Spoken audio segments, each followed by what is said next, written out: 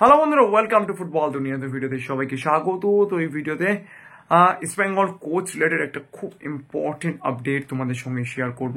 তার আগে তোমাদের একটা ছোট রিকোয়েস্ট, এখনো পর্যন্ত আমার চ্যানেলকে সাবস্ক্রাইব করো। যদি আমার ভিডিও ভালো লাগে তাহলে প্লিজ এক্ষুনি নিজেদের লাগানো সাবস্ক্রাইব বাটন প্রেস করে, তার কারণ সবসময় তোমরা সাবস্ক্রাইব করলেই কিন্তু আরো ভালো ভিডিও বানানোর মোটিভেশন পাওয়া যায়। তো চলো প্রথমেই যে ব্যাপারটাতে আসবো, অস্কার ব্রুজেনকে নিয়ে কিন্তু এই মুহূর্তে বলা যায় ইস্ট বেঙ্গল ম্যানেজমেন্ট ভালো রকম ভাবনা চিন্তা করছে, কিন্তু অস্কার ব্রুজেনকে পেতে গেলে অবশ্যই কিছু প্রবলেম তো রয়েছে।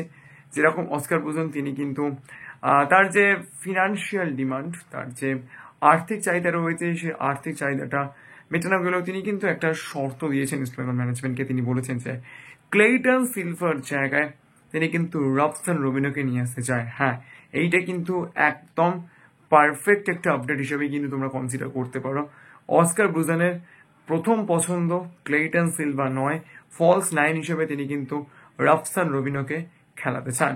এইবার ব্যাপারটা হচ্ছে, অস্কার ব্রুজেন চাইলেই যে ইস্ট বেঙ্গল ম্যানেজমেন্ট তাকে দিতে পারবে সেটা তো নয়, তার কারণ রবসন রবিনোর প্রায় 6 কোটি টাকা তার মার্কেট ভ্যালু রয়েছে। তবে একটাই ভালো ব্যাপার, বসুন্ধরা কিংসের সঙ্গে রবসন রবিনের কন্ট্রাক্ট কিন্তু 23 নভেম্বর 2024 শেষ হয়ে যাচ্ছে। তো নভেম্বরের পর রবসন রবিনো তিনি কিন্তু ফ্রি প্লেয়ার থাকবেন। তো অস্কার ব্রুজেন কিন্তু সেই ব্যাপারটাকে কাজে লাগাতে চাইছেন। কিন্তু ব্যাপারটা হচ্ছে কি, ক্লেইটন সিলভাকে ছাড়তে গেলে তাকেও কিন্তু একটা মোটা অঙ্কের কম্পেনসেশন দিতে হবে। আর ক্লেইটন সিলভা তোমরা নিশ্চয়ই জানো আর মাত্র 1 বছরের চুক্তি রয়েছে।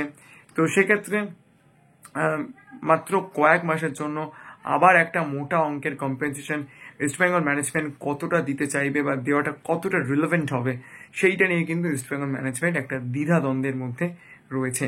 অন্যদিকে আলবার্তো রোকা, তার ব্যাপারটা নিয়ে বেঙ্গালুরু এফসির সঙ্গে কিন্তু ইস্ট বেঙ্গল ম্যানেজমেন্টের অনেকবার কথাবার্তা হয়েছে। তার কারণ এই মুহূর্তে বেঙ্গালুরু এফসির সঙ্গেই কিন্তু কথা বলতে হবে আলবার্তো রোকার ব্যাপারটা নিয়ে। তার কারণ তিনি এই মুহূর্তে বেঙ্গালুরু এফসির টেকনিক্যাল ডিরেক্টর। তো সেক্ষেত্রে বেঙ্গালুরু এফসি এখনো পর্যন্ত সেরকম কোনো গ্রিন সিগন্যাল দেয়নি। তবে যেটা আলবার্তো রোকার এজেন্ট যেটা বলছে, আলবার্তো রোকার যে ফিনান্সিয়াল ডিমান্ড, সেটা কিন্তু তার এজেন্ট মারফত যেটা ইস্ট বেঙ্গল ম্যানেজমেন্ট জানতে পেরেছে, সেটা কিন্তু অস্কার ব্রুজেনের থেকে বেশ কিছুটা বেশি।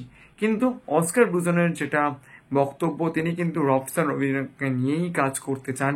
তো সেক্ষেত্রে যদি রবসন রবিনোকে না পাওয়া যায়, তাহলে অস্কার ব্রুজেনকে কতটা ইস্ট বেঙ্গল ম্যানেজমেন্ট পেতে পারবে সেটা নিয়ে কিন্তু ডাউট থাকবে। তার কারণ অস্কার ব্রুজেনের বক্তব্য কিন্তু পরিষ্কার, তিনি ক্লেইটন সিলভাকে নিয়ে নয়, তিনি কিন্তু রবসন রবিনোকে নিয়েই কাজ করতে চান। এইবার ধরো তিনি কোনো কারণে রবসন রবিনোকে পেলেন না, ক্লেইটন সিলভাকে নিয়েই তাকে কাজ চালাতে হলো, তখন কিন্তু অস্কার ব্রুজেনের একটা বলার জায়গা থাকবে যে আমি যেরকম প্লেয়ার চেয়েছিলাম সেরকম প্লেয়ার ম্যানেজমেন্ট আমাকে দিতে পারিনি, তো সেই জন্য একটা প্রবলেম হয়েছে।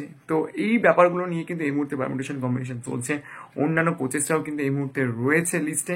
তো দেখা যায় কি হয়, অবশ্যই এদিকে আমাদের নজর থাকবে, যখন যেরকম আপডেট পাবো তোমাদেরকে জানাতে থাকবো। তো চলো, ভিডিওটা এই পর্যন্ত ছিল। যদি ভিডিও ভালো লাইক করে দিও, মনে করে আমার চ্যানেল সাবস্ক্রাইব করতে বলো না, কারণ তোমরা সাবস্ক্রাইব করলেই কিন্তু আরো ভালো ভিডিও বানানোর মোটিভেশন পাওয়া যায়। তো চলো, আপনার মধ্যে এই পর্যন্ত দেখা হচ্ছে পরের ভিডিওতে।